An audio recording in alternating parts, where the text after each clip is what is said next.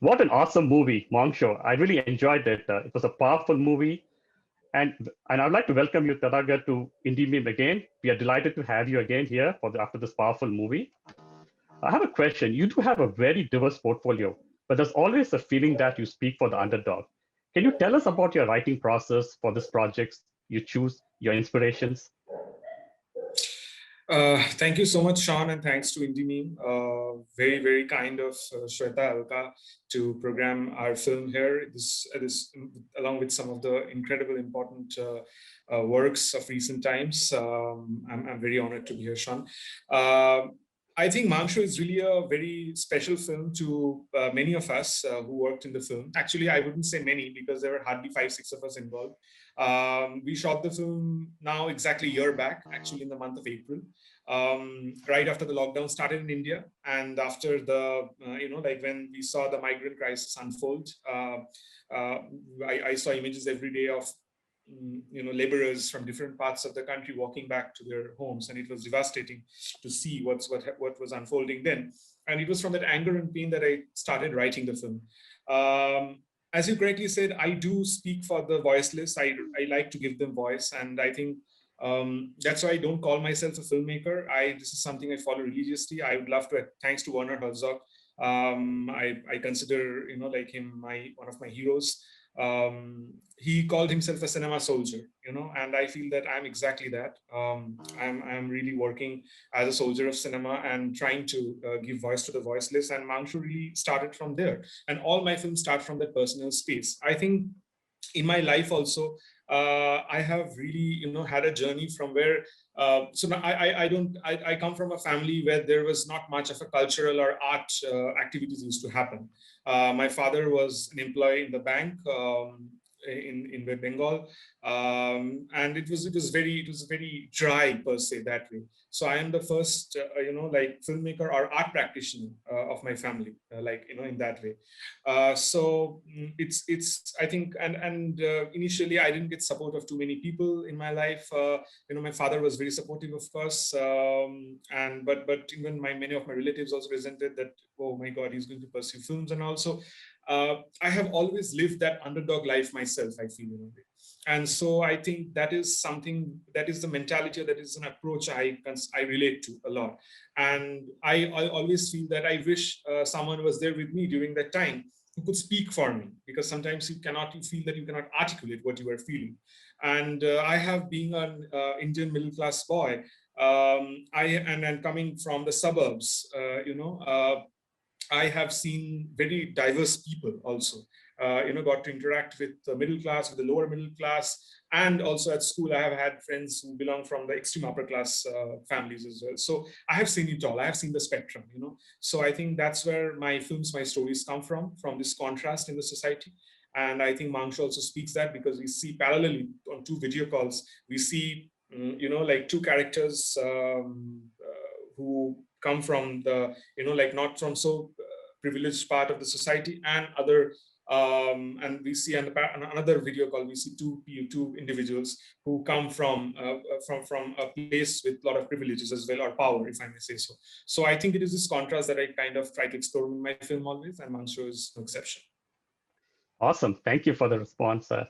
So what were the logistics of shooting this film during the quarantine? And were there any takeaways that you think will influence your filmmaking going forward? It was very challenging initially. First of all, I didn't think that one can shoot a film, one can make a film in lockdown in a place like this, because filmmaking is such a physical exercise, mentally and physically both, and it's so demanding that you have to be on the field, you have to be on the battleground to really fight, to make a film. You have to overcome the obstacles. So making a film virtually was bizarre for me. But I had the script and I wanted to make it. And I thought that this is a format, this is a kind of film which can be done sitting in our houses. But with the director not being present when the actors are giving the shot was really kind of something that I cannot even imagine. Having said that, I wouldn't think that I would make a film like this ever again, because I enjoyed a lot. I learned a lot, of course, in the making of the film. But that was only possible, Shawn, because I had such good actors working for me. all the 4 actors were many of them I have worked before. Even 3 of them were exactly in my previous film, Miss Man as well, which played at Indie like a few months back. So I have worked with all of them. I knew them inside out as human beings, and that's how it happened. So I used to do workshops with them. So there were only 3-4 scenes in the film, long scenes. And what we used to do was that after writing the script, of course, I gave a virtual narration to them. They read the script, and then for 2 days, I actually rehearsed with them for one scene parallelly. Like 2 hours I rehearsed with these 2 actors because they are in one group, one video call. And then I used to rehearse with the other group, other 2 actors. So, and we rehearsed for 2 days. They knew the pauses, the places where they have to stop, because the most interesting part is that they're not only delivering their dialogues, but they are listening also to each other, reacting. And when you don't have your co-actor who is listening, who is actually saying things to you, how can you react as actor? This is very psychological. You have to listen the words, and then you can react. So they actually rehearsed by heart. They knew each other's expressions. They just, like sat those expressions in their head. They got it in their mind. And for 2 days, they shot one scene. We took a break, and then we shot the next scene again after rehearsing for 2 days. So that's how we went ahead. And thankfully, all the pauses were on point. You wouldn't feel that they were in different places, shooting it in different times. It was so precise. So I think it's just brilliant synchronization with each other. And of course, I would like to thank my, my editor, Rajdeep, sound designer, and the logo and poster designer as well, who really worked very hard to make this possible. So it's a great teamwork. It's because we understood each other as human beings. That's why this is possible. But what I will take away from this experience is that it is possible. I mean, I have seen great masters of world cinema, Jafar Panahi, many Iranian filmmakers who are in house arrest and they're making films. So when you have a story, when you have a heart which yearns to tell a story, you have to make it happen by any cost. So if I just just put inside my house for the rest of my life and I'm not allowed to go out, I know that I'll be able to make films. So that's something that it is that I'm very, I kind of pat myself on my back saying that, yeah, it's possible. Even if you cannot go out, you still can make a film. Of course, making films on the field with my actors, with people around. That is the fun part of making a film. So, but awesome. I've balanced myself. Awesome.